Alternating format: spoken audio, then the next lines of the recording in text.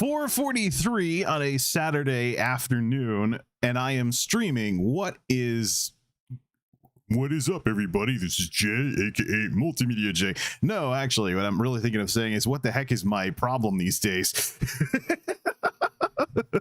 What's the occasion? I'm usually a late night kind of guy, and I do still have the chores to get done, although I erroneously woke up thinking I'd done the chores on Friday, but that was last week, not this week. So anyways, let's make sure the stuff's going through here, but that was last week, not this week. So anyways, let's make sure the stuff's going through here, but sounds like there's echo and stuff. What is up, everybody? This is Jay, aka MultimediaJay. So last night, after the little experiment with the bass boost and other stuff with Blue Voice, I did some experiments, and most importantly, I heard these presets through speakers. My two favorites were Bass Boost and Broadcaster 1. But the thing is, so we're going to try these two out with some of the discussions and whatnot, and then compare the two to each other. I think Bass Boost might actually sound a little too processed. So let's switch off to Broadcaster 1 in the Logitech G software. All right, I think the issue was that I thought I sounded whiny. Check. All right, yep. I thought I sounded whiny in this, but then when I went to the speakers, it sounded perfectly fine. But I'm starting to think that Bass Boost, as good as it sounds, might be a little on the over-processed side of things. To the speakers, it sounded perfectly fine. But I'm starting to think that Bass Boost, as good as it sounds, might be a little on the over-processed side of things. To the speakers, it sounds... All right, let's stop looping the audio. Let's stop looping the audio like that. The issue is I can't hear it real time in the headset. It only goes out to the audience. So what we'll do tonight then... What we're going to do tonight then is we will test out Bass Boost, which I liked the most, followed up very shortly by Broadcaster 1. And if Bass Boost just sounds too processed and too much like super compressed radio, then we will, it's just the stealth return of MultimediaJay radio style. We could do something like that and stuff along those lines. But tonight will be the night that we experiment with Bass Boost. Could do something like that and stuff along those lines. But tonight will be the night that we experiment with Bass Boost. I don't know, you know, and we play with these toys. We could always turn off the high pass filter too, which is set at 60 hertz, and then we get a sound that is like this. And we play with these toys. We could always turn off the high pass filter too, which is set at 60 hertz, and then we get a sound that is like this. And we play with these toys. We could always turn off the high pass filter too, which is set at 60. I don't know. I might just have to experiment with some of this. But here's what we'll do. We'll do some of the discussion with some of the settings, beginning with high pass filter turned off, and then maybe going, I don't know. It's fun. It's fun to play around with sound. And but the thing is, I wish I could hear it in real time. And I wish I could hear it very quickly over speakers so I could really home in on some settings here. And but the thing is, I wish I could hear it in real time. And I wish I could hear it very quickly over speakers so I could really home in on some settings here. Yeah, so... All right, enough using the live preview and things like that. Let's go with the default. Oh, I made a copy of Bass Boost. Delete. Let's delete and let's delete and let's delete. So today, boom. Okay, we're back to Bass Boost, and this is Bass Boost OG, the way it is set up in the software. This is what we're going to play with today. We'll try Broadcaster 1 maybe next time, and then just pick one of those two voice profiles based on what it sounds like, because it does sound very, very different through the headphones than it does over the speakers. But the speakers, you know, going for the whole radio sound, I've heard more radio through speakers than through a headset. So that's what we're going to be comparing everything to and stuff along those lines. Now let's get into what we're going to talk about today. So I went out to cut the grass and there were still bees out in the yard. So there's still too much direct sunlight, as you can see by that right there. So the idea here is I want to go out when it's closer to sunset. I know it's Connecticut. The weather's gorgeous out there today. I'm really a moron for sitting indoors messing around on the computer, but there will probably be lawnmower noise, probably be motorcycle noise. It's early enough in the day that everybody's going to be maybe screaming brats playing outside. If there isn't, I'd be a little worried because, you know, if whoever these parents are that booted their kids outside, made them play outside during the extreme heat and humidity earlier in the month, if I don't hear them screaming outside now, playing in the street or whatever, playing in the driveway or whatever, I gotta wonder about some of these folks.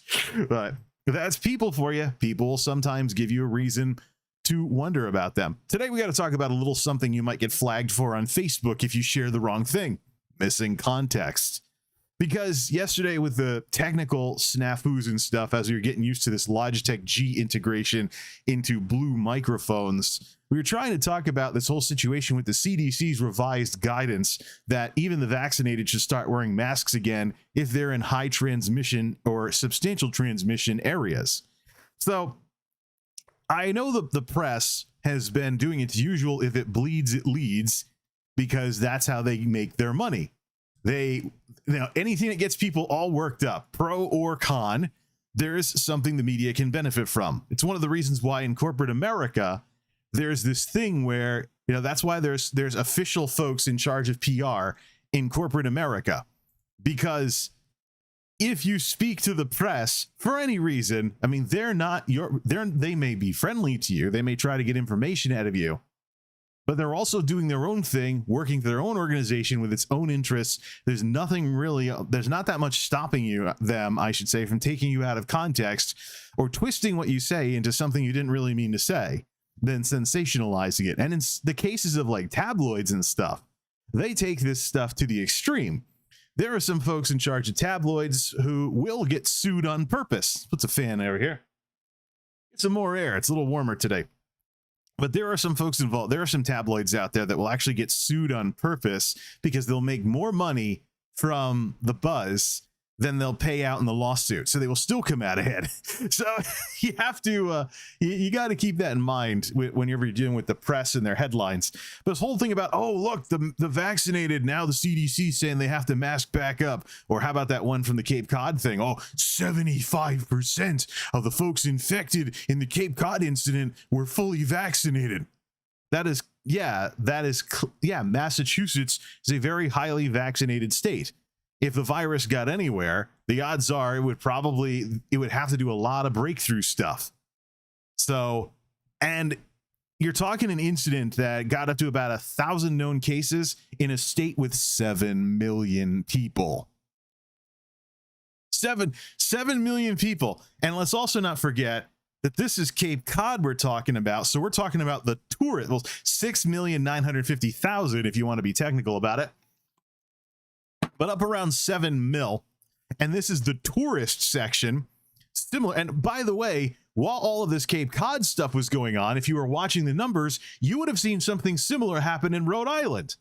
Guess where? Newport. There was something similar popping up in the numbers down in Newport as well. So let's see if I have this right. Tourist trap in New England leads to sensationalist news coverage of what could have been some tourist from a less vaccinated part of the country lying about their vaccination status in order to not have to wear a mask. The Achilles heel, the absolute Achilles heel of the former guidance. This is something I thought would happen. And I would not be surprised if something came out later that it did. But here's the thing. Missing context is one of those things you'll get flagged for it on Facebook if you post the wrong thing, but also you're going to see people doing that. And when you learn how to recognize the missing context, that there is context missing, that's when you will actually be, you'll be able to keep your head on straight a little better in the midst of all of this mess.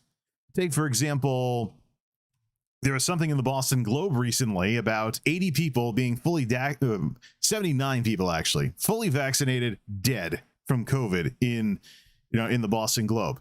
Check the numbers. It's out of hundreds of people hospitalized, thousands and thousands of people that were breakthrough infections out of a much higher number. Let's look it up right now, of total vaccinated folks in Massachusetts. 79 fully vaccinated died. Massachusetts. It's something Google suggests to me, and it bounces me straight over to the Boston Globe article. And then it's like, hey, subscribe to the Boston Globe. Okay, here we go. Read full article. So you might be, 79 people. Here's the rest of the context. So let's see here. 79 people out of 303 folks hospitalized out of 4,450 breakthrough infections in 4,195,844 vaccinated people. There's the missing context. And that's just mathematical. We're not even talking about stuff that could tilt the scales, like comorbidities and things like that, where there are prior medical conditions or other stuff that led to those people passing away from COVID despite getting their shots. But from the math alone, you're talking 79 people out of 4 million patients. But how many people on social media are just going to go screeching about those 79 people and not provide the rest of the story? Let's talk about one of the things people are screeching about as well. 75% of the folks infected in the Cape Cod incident fully vaccinated. That is a classic stunt that people pull with percentages, because percentages can be used to make things look bigger than they actually are. It's a sales tactic. It's a thing you got to watch out for. Let's suppose that I am a district manager at a company, and I'm going over same store sales, a thing that stores use to measure year over year how their sales are doing. A store manager comes to me and they say that they've jumped up their sales by 20%. Okay, that sounds cool. You made 20% more money? Oh yeah, but our store does so terrible. We only sell like one $10 thing, and we sold a $10 thing and a $2 thing. So yeah, $2. That's what it boils down to. And all of this comes back to something I've been saying all along, and something I've know very well of from the 9-to-5ers too. Numbers are never as important as what's in them. When you look at a number, you have to know what was involved in that number. It's why it matters that the 79 patients that passed away in Massachusetts were out of millions who received the vaccine. And even out of those millions, you have 4,000 breakthrough infections out of millions vaccinated. See how this works? If somebody wants to scam you, they're going to show up and only tell the part of the story that suits them. And even if they don't want to outright scam you, they could manipulate you doing that as well. And don't forget the media and their constant desire to work people up, because that's what gets people reading, watching, clicking, the works. I seem to be the last person left in New England or anywhere, at least from what I've been seeing with people screeching on the internet. I seem to be the last person left who remembers the prior guidance on mask wearing from the CDC wasn't a total free-for-all for the vaccinated to never wear masks anywhere. There were exceptions in play, most of which were in situations that could be downright risky. Public transit, high-risk situations where there were large crowds.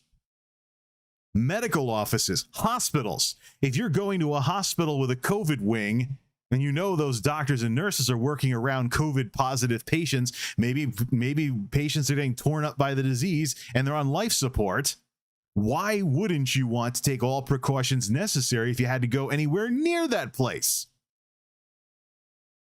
So, even under the prior guidance, there were still exceptions to the, haha, you can take off your mask thing.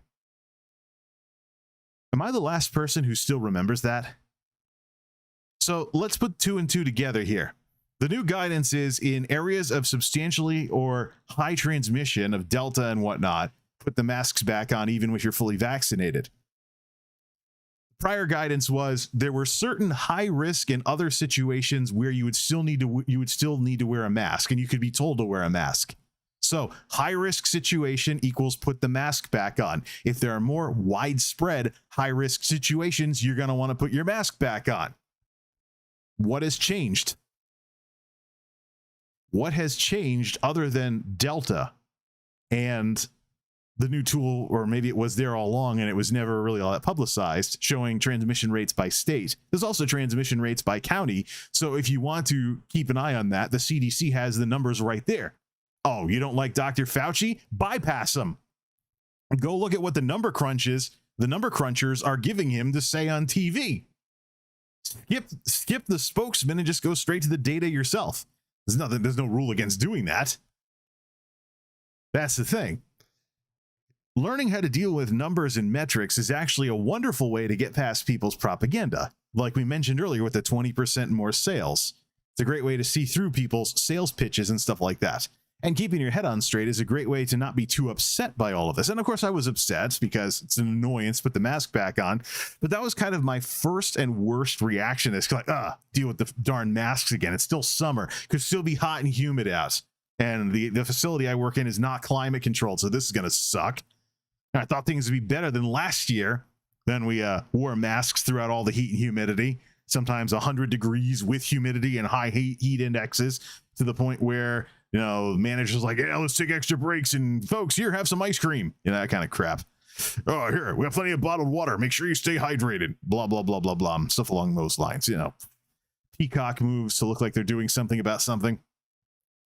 But like we mentioned earlier, and we'll just make everything more concise today, the mask thing now is more of you being nice to the people around you, because put everything together instead of just what the media is hyping up. So the results from everything, as well as how the CDC is handling it, talks about, yeah, the vaccines are still pushing the more extreme outcomes off the table. So you're talking, and actually the funny part is, again, with limited context, the Cape Cod incident is being used to downplay and deadpan the issues with Delta because of the deaths or lack thereof. Deaths and hospitalizations. Let's just look that up here. No deaths, few hospitalizations. CDC is alarmed. Yeah, let's see here. Bay Area ABC 7. There we go. Stunning findings from Cape Cod outbreak. CDC alarmed. 74% cases. That's the headline. Cape Cod cluster were vaccinated people. Yeah, breakthrough infections. See, but that's 75%. Better mute this. Mute. Don't want someone's random commercial playing in the middle of this. See, I'm looking at ABC 7 here. I just got a huge full page ad for Yale New Haven Health. Woohoo! That's why I'm not putting this on the screen. It wouldn't stay on the screen for very long here. But this is actually coming over from CNN. So, new study shows Delta coronavirus produced similar. Now, first, well, I think the word you're supposed to use in academia is suggests. You're not really supposed to be that definitive about everything, because science is something you're figuring out as new data emerges. It's not the sort of place you have didactic, doctrinal, I'm always right statements. You always got to keep an open mind that something could come up that changes everything. Some people don't like that because it doesn't give them, you know, they can't be secure in that sort of thing. But that's the nature of the beast here when you're trying to figure something out, having to acknowledge that you were wrong later on if you are wrong. Let's see here. Key motivation, illustrating a key motivation behind the federal guidance that now recommends that most fully vaccinated Americans wear masks indoors. That is loaded. The guidance is in areas of high or significant community transmission, which right now is most of the country. Delta doesn't pull punches. There can even be adverse situations with partially vaccinated people. This thing is an upgrade over its previous iteration, where the media was talking about, oh yeah, just one dose gives you like 80% efficacy and you're just topping it off. Yeah, well, that kind of disappeared. That's how that's what this thing fighting back against us is going to do. Experts say so yeah, let's see here. Most fully vaccinated wear masks indoors. That is absolutely loaded. The reason why the CDC recommends most fully vaccinated Americans wear masks is because a huge chunk of the country right now has high transmission due to Delta. Even New England has some problems here because, well, let's look at the states here. We talk about, I'll just put COVID Act now on the screen here. I want to check the vaccination charts. So you talk about this virus as a criminal of opportunity, like the sort of petty criminal that would steal something out of your car if you left your doors unlocked. So the question we have to ask ourselves here is how many marks does the virus potentially have, especially if it has its way a lot easier with the people that don't get their shots? Look at the fully vaccinated number. Connecticut is 63%, Rhode Island is 61%, Massachusetts is 64%, so a little more than a third of the population in many of these states, except Vermont, which is 68%. Well, yeah, it's about a little less than a third there. Talking about potential marks in terms of this thing having its way with people, then a little more than a third of the population. Now drop that down to half the population, like in some other areas. So here's the thing: we're talking about like New York, for example, 57% fully vaccinated, so they're past the halfway point, but not really to 2/3 yet. So even with the Northeast being known as the most vaccinated part of the country, the fully vaccinated numbers mean there's still about a third of the population available for this thing to go nuts with, and then whatever breakthrough infections it can pick up along the way. You go out to much of the rest of the country, even blue states. Let's take the liberal states out west, the so-called left coast, according to conservative commentators. California, 53%. Oregon, 56%. Washington State, 58%. Closer to half the population being potential marks for this thing.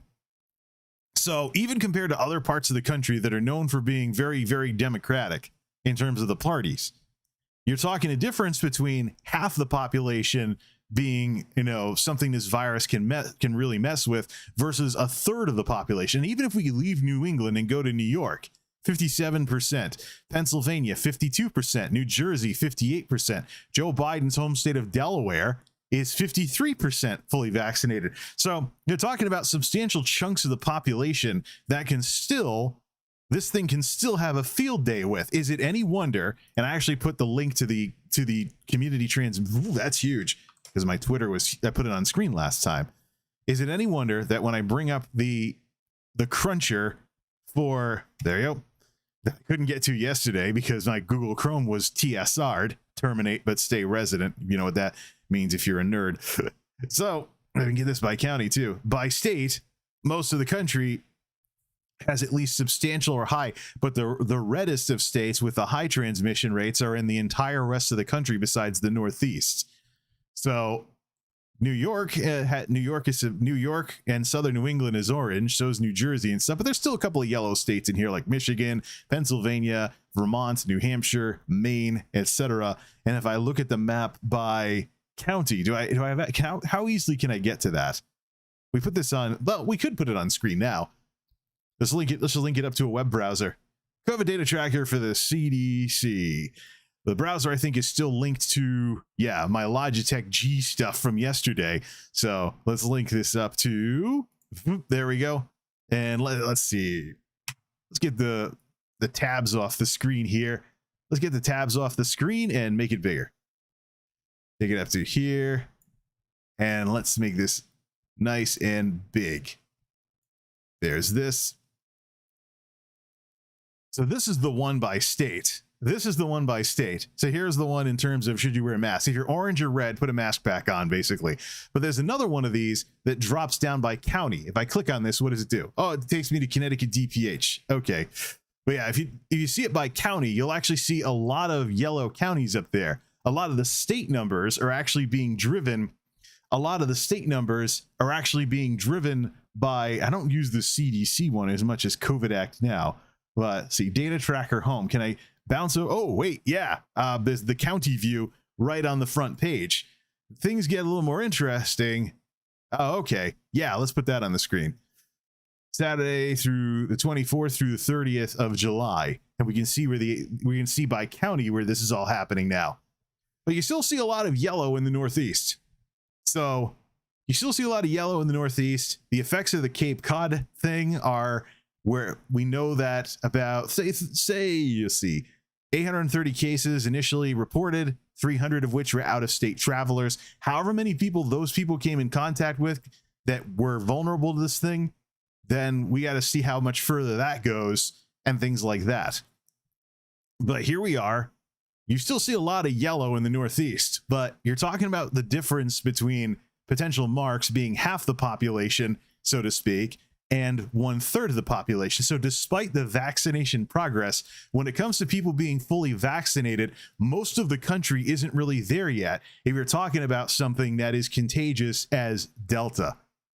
So you're like, oh, well, what does it mean when the CDC talks about how the war has changed? Well, you go back to the original version of this thing. We were talking about how countries are trying to get away with only giving out one shot of 2-dose regimens. Like, let's see how effective that is because the supplies are limited. Well, the supplies aren't limited anymore.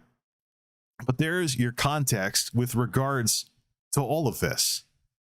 There's your context with regards to all of this.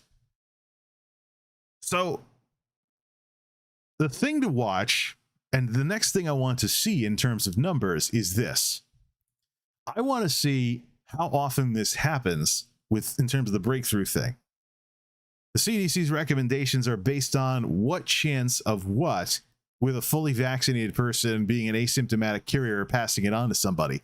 That's the answer that I'm really looking for here, is how often does this happen? Or is it just the government you doing its usual compelling public interest or compelling governmental interest thing with protecting public health? In which case, you're still talking about, in most parts of the country, half the population being vulnerable if they are too close to somebody who has this thing, and vulnerable for more severe outcomes that could affect the government's compelling interest in public health. Let's not forget, no matter how much you may dislike somebody who's anti-vax or whatever, they're an individual who maybe they're working somewhere or they're buying something somewhere or whatnot, but they're contributing to the economy. They're contributing to the GDP. They're buying and selling things. They're, maybe providing products and services in the communities they live in. Just because you disagree with somebody philosophically does not mean they are of no value to society. If you believe that people you disagree with are completely worthless, that is a very, very not American way of thinking. It's not the sort of thing that the Stars and Stripes have traditionally stood for. Talking about e pluribus unum, out of many, one. People from various diverse backgrounds creating the most successful constitutional republic in the history of the world. 200 plus years, same constitution.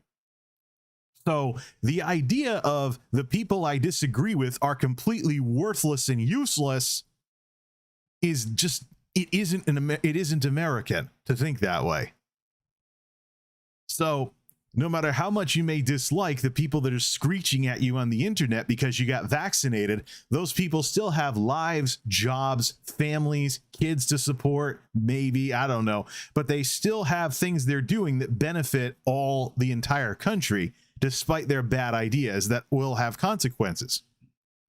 At the very same time, though, when you hear, for example, folks in Washington talking about fighting disinformation because it can be deadly to people, well, that's the rotten fruit of people's bad ideas. So you see how it's not so cut and dry what the American government should be doing. It's not so cut and dry because if your compelling interest as an entity doing your thing, and maybe there's a legal side to it as well, if you need to defend something in court, if your compelling interest is public health, keeping people alive, keeping the economy going because, well, dead folks don't spend money, then you have a kind of a mixed bag of ways to do your job. On the one hand, the people who are causing the harm through the misinformation and disinformation are contributing to the economy. You want them to stay alive because they still, spend money and stuff. At the same time, you want to stop them from having their bad advice and ideas hurt other people. because those other people that could be hurt by the bad ideas and the misinformation and whatnot, those people need to stay alive as well. So you see, it is fundamentally a complicated thing. There is no cut and dry, those people are worthless. And it's only going to get more complicated as more people get vaccinated. Like we mentioned last time, at some point, I mean, the CNN analysts, which we know CNN slants leftward, the CNN analysts can screech and holler for President Biden to stop punishing the vaccinated and stop punishing the people who did the right thing. But that does present a very serious question that we're going to have to ask. So right now, the most vaccinated states in the country are about heading towards 2/3 of the population vaccinated. So if the policy continues to defend the people that are more vulnerable to the disease, the people that are unvaccinated or can't get vaccinated, at what point, how does that proceed when you are essentially punishing all the people who did the right thing? And that group of people is getting bigger and bigger. When the ratios are closer to 75-25, how do you proceed?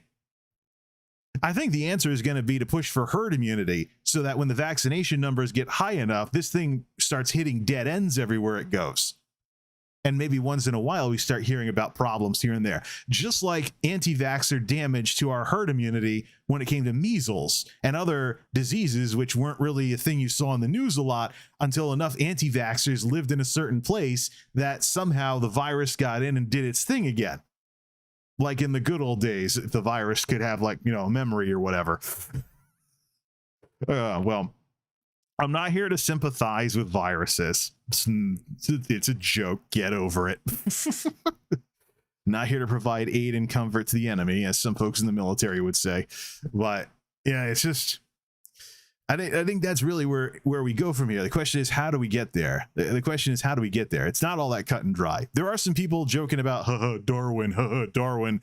The problem is that the government's never going to agree with that attitude, because the government's compelling interest is in protecting public health. Keep people alive as long as possible, because they're the ones that are contributing to the economy. If you have a bunch of people, they have needs, and every person that exists has needs, wants, etc. Those needs and wants generate demand in the supply and demand equation. They may want to buy something. Whether they have the money, they want things. That generates demand in the supply and demand equation, and then the market responds to generate the supply to meet the demand.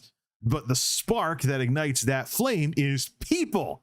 People existing, people wanting to buy things, people wanting new products and services to exist, people wanting new tech toys to brag to their friends about. It all starts with people. That's going to be my parody of that complaint that my stepmother has about it's all because of people whenever she's talking about problems in this world. Well, when it comes to good things in this world, it all starts with people.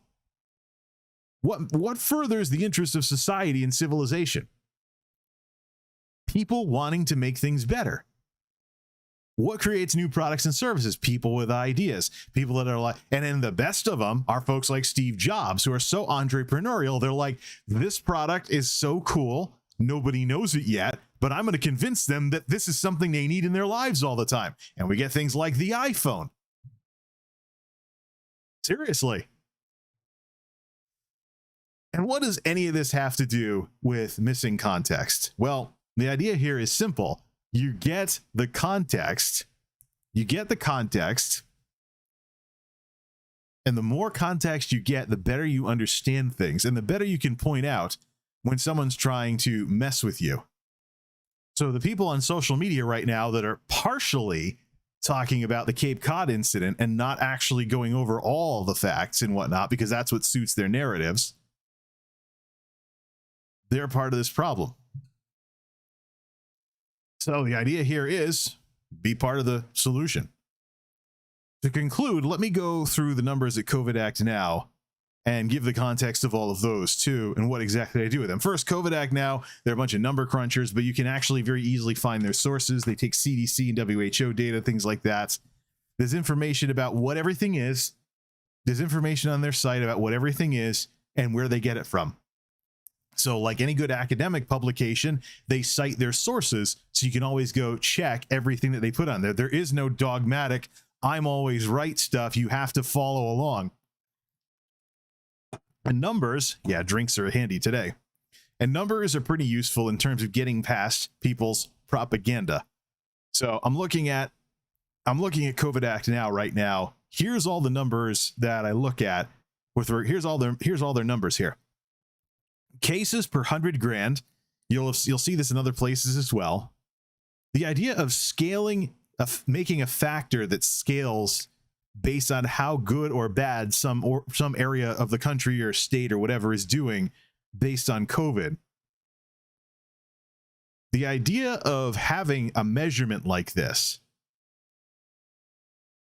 exists because you want to factor out the population. You don't want all the cities to look like they're overrun with the virus, and you don't want to pretend the country never has cases either. You want to know who's breaking the trends. Is there a city that's doing really well, or are there parts of the rural areas that are doing very badly? And people complain about the methodology like, well, yeah, out in the country, it only takes a couple of cases to turn us red. Yes, because we should be doing better.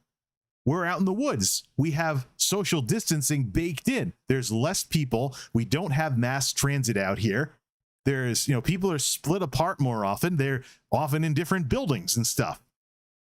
You don't have stuff like in more urban environments or even suburban environments where people are in houses and neighborhoods that are more thickly populated and squeezed together. So let's see. Do we hit a limitation? Yes, we did. And that's probably when all the other stuff shut off. Good old-fashioned YouTube, huh? So yeah, daily new cases per 100 grand. Daily new cases per 100 grand is something where you want to keep an eye on that as a ratio while factoring out the population. So California, nearly 40 million people versus, let's see, let's turn it all the way down. Versus the Northern Mariana Islands with only 108,000 residents, or South Dakota with 885,000 people. Yeah, you want to factor that out and see who's doing better regardless of what the population is. Then you have the infection rate, which is a ratio. The infection rate is for every person that gets COVID, how many people do they give it to? Above 1, it's gaining ground. Below 1, it's losing ground. At 2, it's doubling everywhere it goes. At 1.5, it's 1.5ing everywhere it goes. This has jumped way up as Delta has made the rounds in the US. Wisconsin today is the #1 state in the country with 1.54, so it is at that 1.5 mark. Louisiana is just shy of it. But if we compare for Louisiana with Massachusetts, we get this. Louisiana, 1.49 for an infection rate, 88.6 cases per 100K. Massachusetts, 1.45, similar infection rate, 9.5 cases per 100K, with a big difference in vaccinations. These big differences in the numbers are how I can see the vaccine in effect in parts of the country that have gotten their shots more. Then there's the positive test rate. If that number gets a little too high of a percentage of the tests are coming back positive, lets you know if there's enough testing and contact tracing. Who's doing the worst at that? Alabama, 22.1%. Oklahoma, 21.8%. Who's doing the best? Besides the Northern Mariana Islands, which have obviously a ton of baked-in social distancing. Maine, 1.8%. Massachusetts is actually #4 on that list. So it's an indication of the amount of contact tracing to make sure there aren't cases going unchecked and stuff along those lines. But to get more information on the data, feel free to visit covidactnow.org because they explain where they get stuff from and what it is. It's an independent 501c3 nonprofit founded by volunteers in March 2020.